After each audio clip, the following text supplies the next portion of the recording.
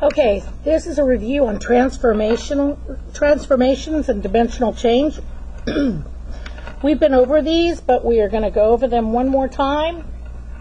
Seems to be something that a lot of our students are still struggling with. So, a translation. The type of movement that a translation is we call it a slide. We slide either left or right. We can slide up or down. But those are the only ways we slide. We maintain congruency. Yes, it maintains the same shape and the same size. The angle measures are the same. Let's see. Yes, same shape, same size. Okay? So, how do we write the rules for a translation? Remember that we are talking about coordinate pairs on the coordinate grid, and it's usually an image that you are sliding, but you can slide a point, you can slide a line. So the rules are always going to talk about some kind of X and Y pair that we're going to change somehow. Okay? Now, so you have to change your X and your Y. If it is an X, excuse me.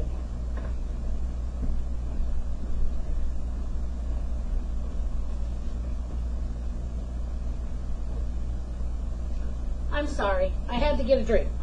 Okay? If it is an X, okay, we are going to change, when you change your X value of the coordinate pair, you are changing it by moving it left or right, like the horizontal axis. So X plus means move right. X minus means move left.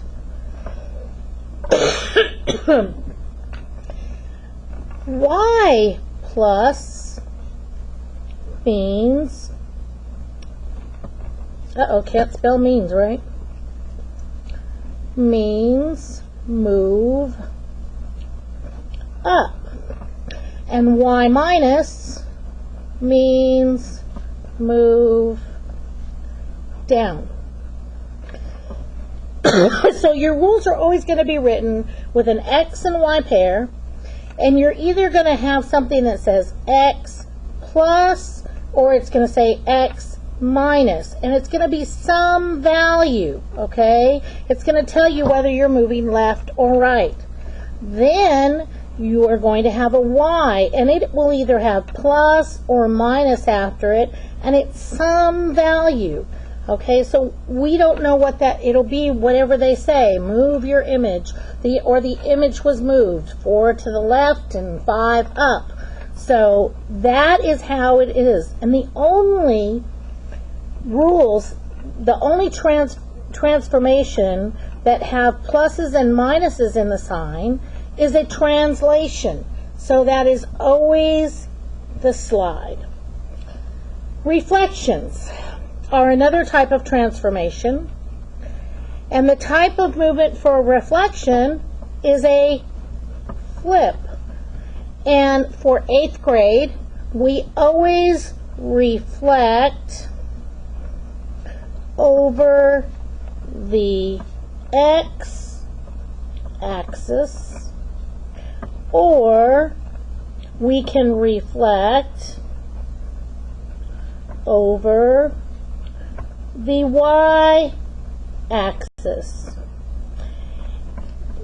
When you have a shape and you flip it over an axis, does it change the shape in any way?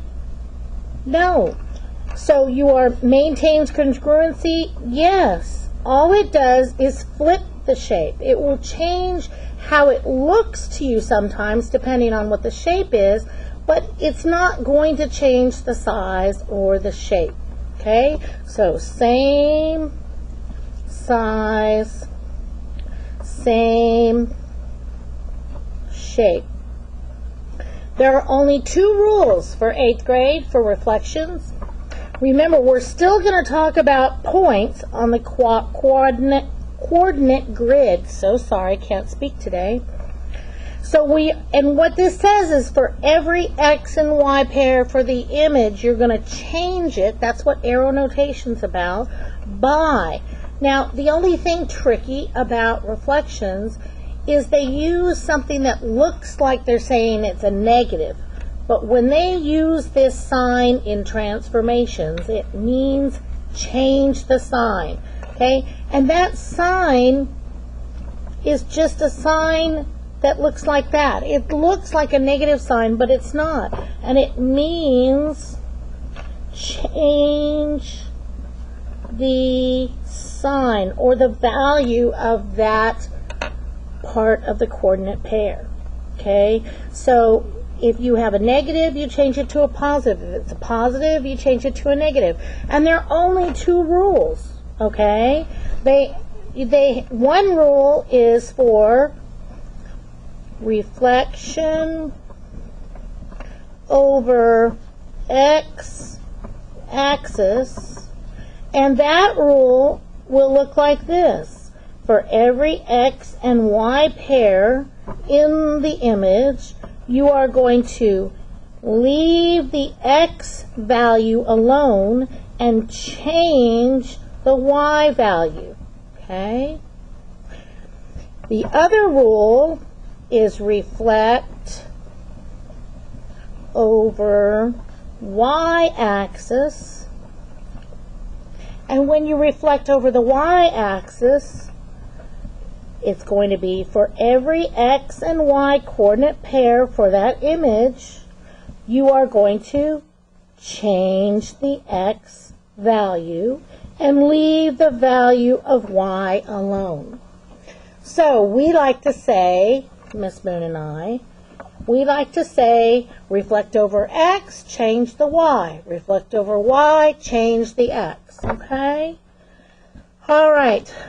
If you notice on reflections, and even translations, your X value is always coming first and your Y is coming next. Now, so we can recognize a rotation very easily because 2 of the rules for rotations actually have the Y first, okay?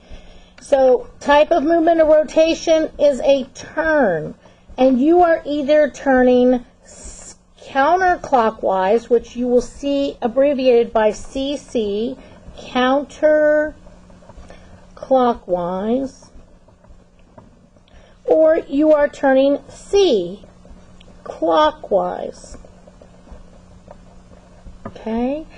Then the degree that you can turn is 90, 180, 270, 360. And so you're on a coordinate plane, and each quadrant is worth 90 degrees. So depending on where you start at, by the time you go around, 2 is 180, 3, if I was to start here and go counterclockwise, this would be 90, 180, 270, 360. I would end up exactly like I was in the beginning. When we turn something, we change the way that it appears to us visually, but we do not change the size, and we do not change the shape. So, maintain congruency, yes. Same size, same shape.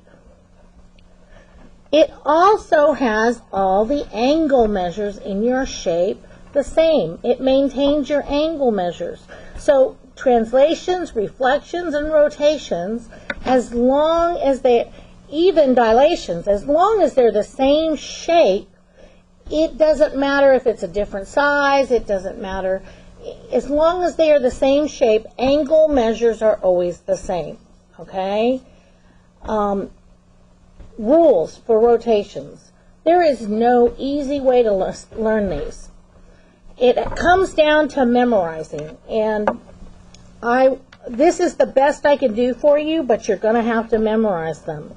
If you put counterclockwise on the left and clockwise on the right, and if you notice, counterclockwise goes to the left and clockwise goes to the right. So hopefully that is easy to remember. And then what I do is I always start in the middle. So what I start with is where they are the same. 180 degrees, 180 degrees, clockwise or counterclockwise. I'm going to go back up to my little diagram here. If I started here, I'd end up here at 180 degrees. That's counterclockwise. If I started here, I'd end up here 180 degrees. That's clockwise. So I'm going to end up with the same place. Therefore, the rule is the same. And this one, the same. Your X and Y stay the same, but you're going to change the sign on both of them. So they stay in the same order. You're just going to change the size. Okay? Now, the way I remember this, 90. Then I put my 270 here. Now this is going to be just the opposite. This is 90, 180, 270. I know that this is crazy, and why do I do this side first? Because this way I know I flip my X and Y coordinates and I change the sign on the first one, which is 90, okay, which is my Y. All right, so I flip my coordinates and I change the sign on my Y, the value of my Y. Then I come down here and you still flip your coordinates, but you change the value on the X. And that is the easiest way I've been able to memorize these. So then when I get a rotations question, I write this out for myself so that I remember, and then I do the problem. If you do that every single time, you will get it right. Now, if the rotation is 360 degrees, your rule will just be XY, okay? So if it's 360 degrees, no matter whether it's counterclockwise or clockwise, you will see the rule written something like each X and Y, you change the coordinate points by, it's going to stay the same, X and Y, okay? That's 360 degrees, and that doesn't matter whether it's counterclockwise or clockwise. It's still going to be the same. So 90, 180, 270. So I always start at 180 because I know I'm going to change the signs on both, and they're going to be in the same order. Then I'm going to go 90 here because I flip them, and I change the sign on the first one, which is my Y now. Down here, I flip them, and I change the value of my X, which is down here. And then this is just the opposite order. Okay, rotations. All right, let's keep going. So now we're going to talk about dilations. Okay, dilations. They increase or decrease the size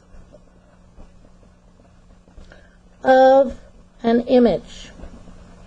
So when you dilate something, you are increasing or decreasing the size of that image. This is called an enlargement, which means increase,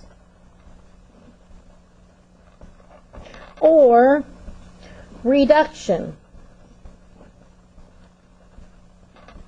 Reduction of an image, which reduction is your decrease. Okay? Do they maintain congruency? Remember the word congruency. Congruency means same shape, same size. Well, if we're increasing or decreasing the size, then this is the only transformation that will not maintain congruency, because it changes the size of the image. Okay? Rules. There's always a scale factor here. Okay? And when you talk scale factor, the word factor,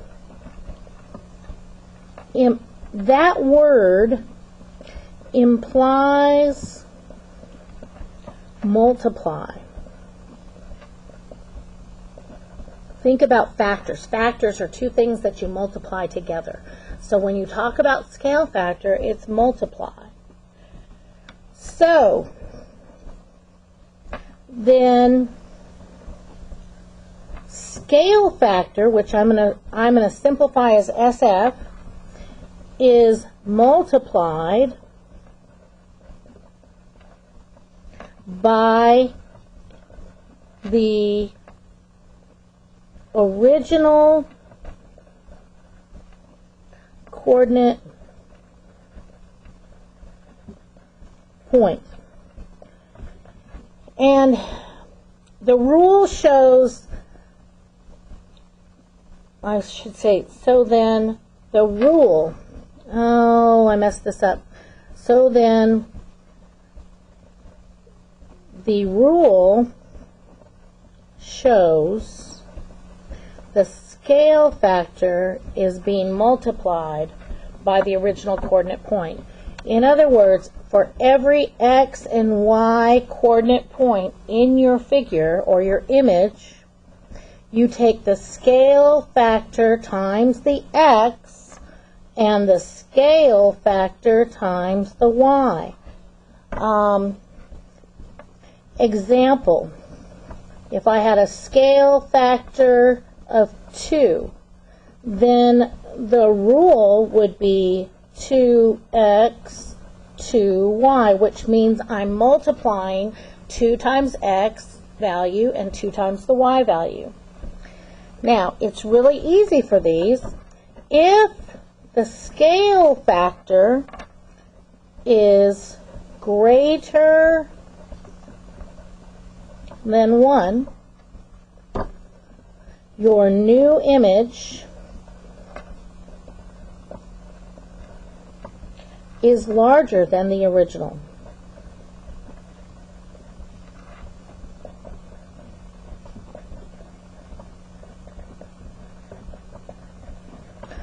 If your scale factor is between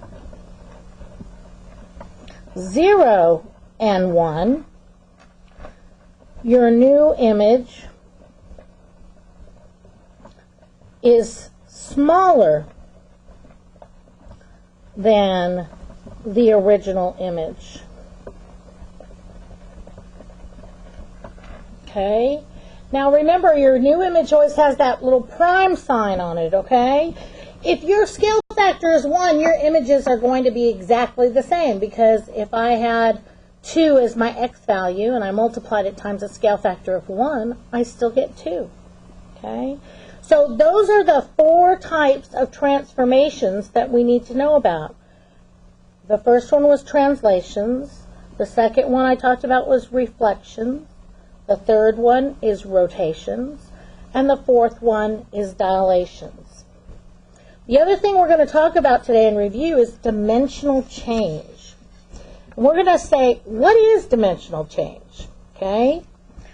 This is an enlargement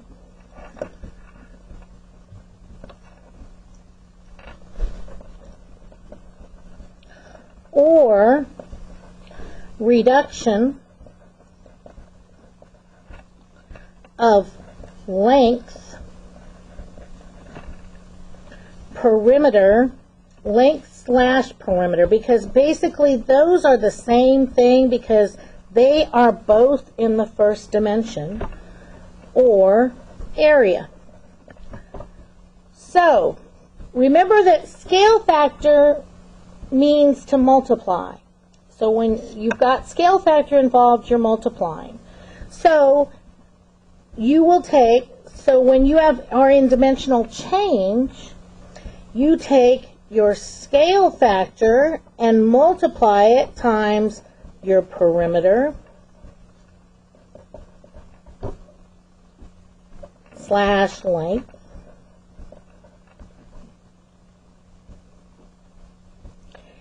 But if it is area, you take your scale factor squared times the original area, okay, to find the new area. So here I should have written scale factor times the original perimeter or length to find the new perimeter slash length. Effects on perimeter. Okay, well, think about it. If you have a scale factor, since perimeter is a one-dimensional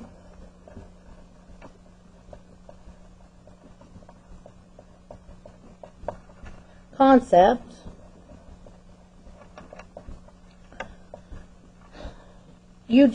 that's why you just take the new perimeter is your scale factor times larger. Area, on the other hand, the effects on area is two-dimensional.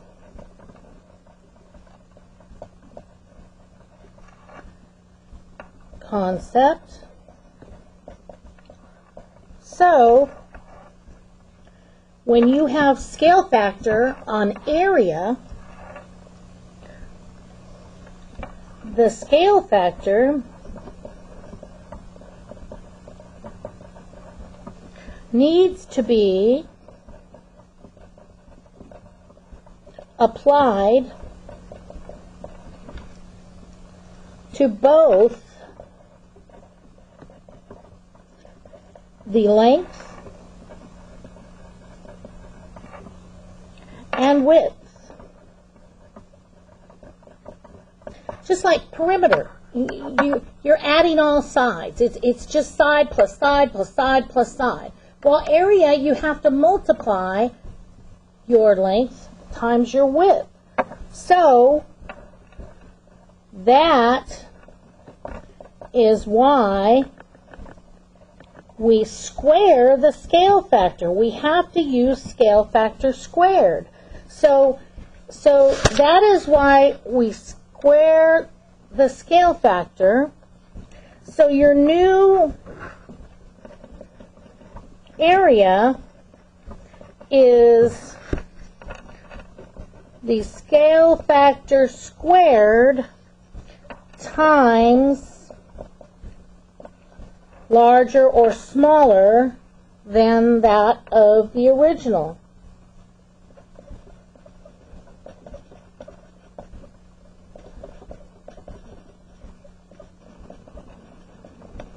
And I'm sorry, these seem like they're long, but we have gotten an impasse with most of our students here, and so we're trying to get this to you in a different way.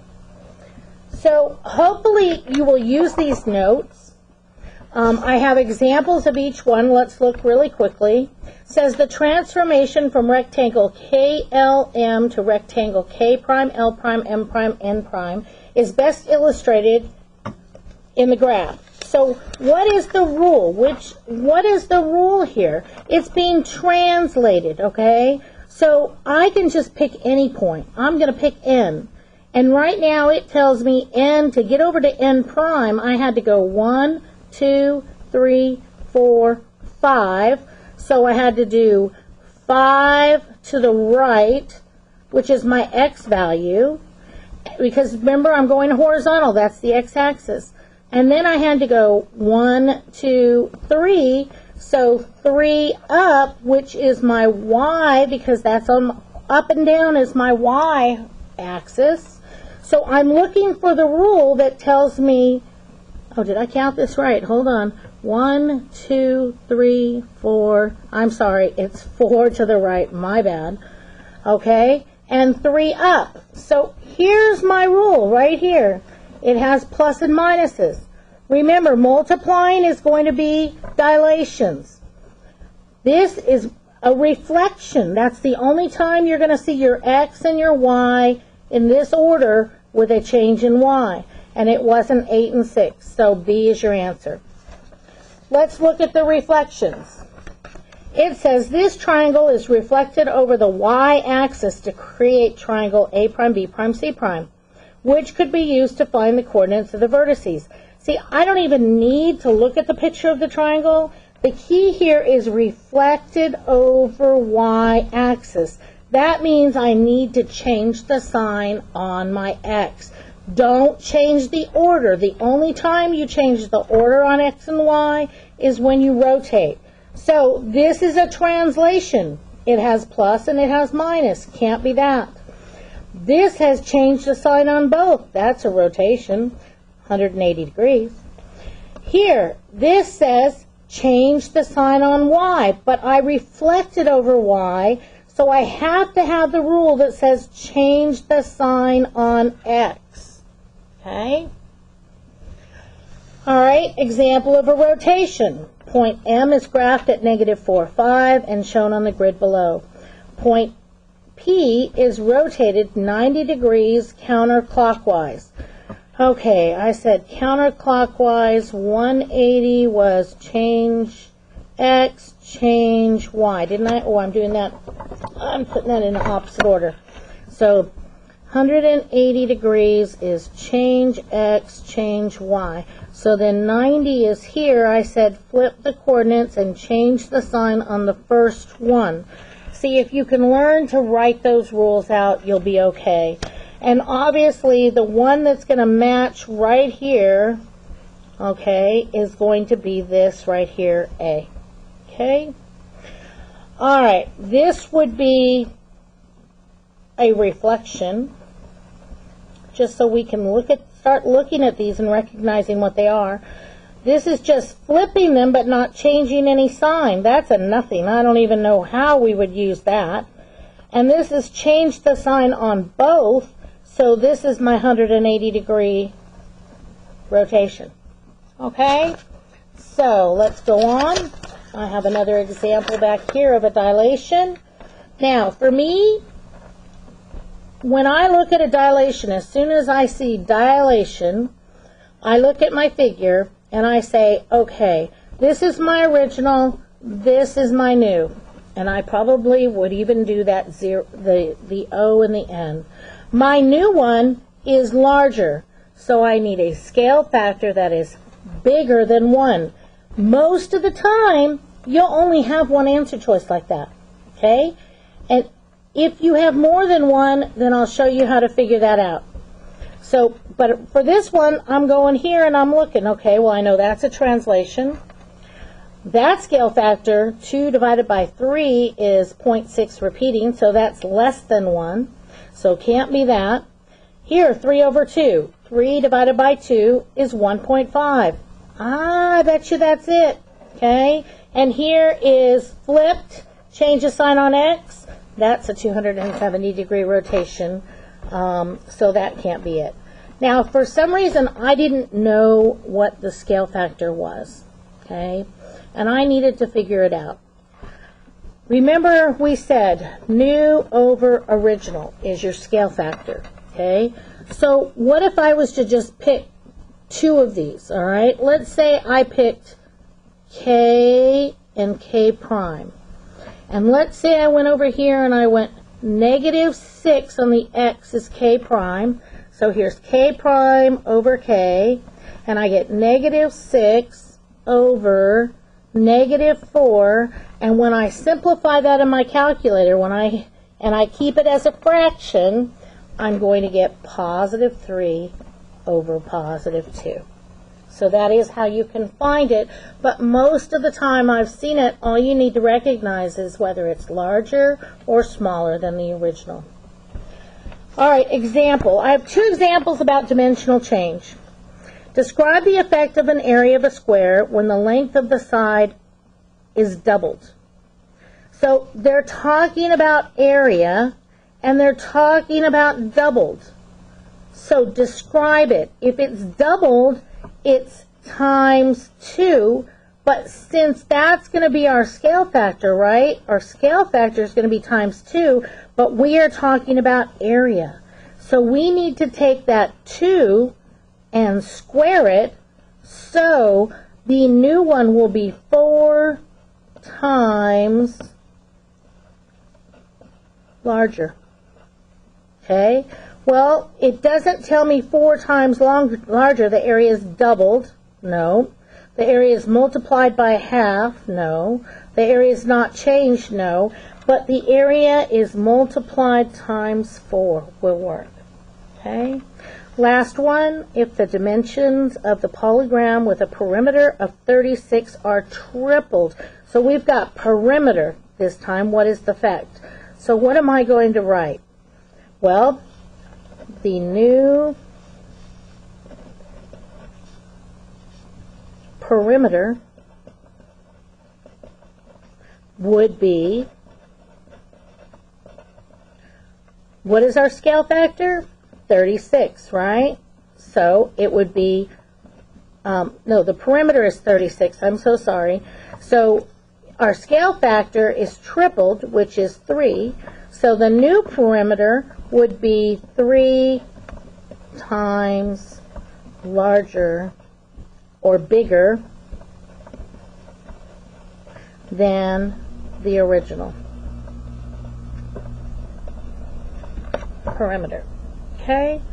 We've given you some things to do, your practice. I hope that you will use your notes when you are doing your practice, and that practice will be due, if you are at beta, it will be due the Monday when we get back from vacation, and I will let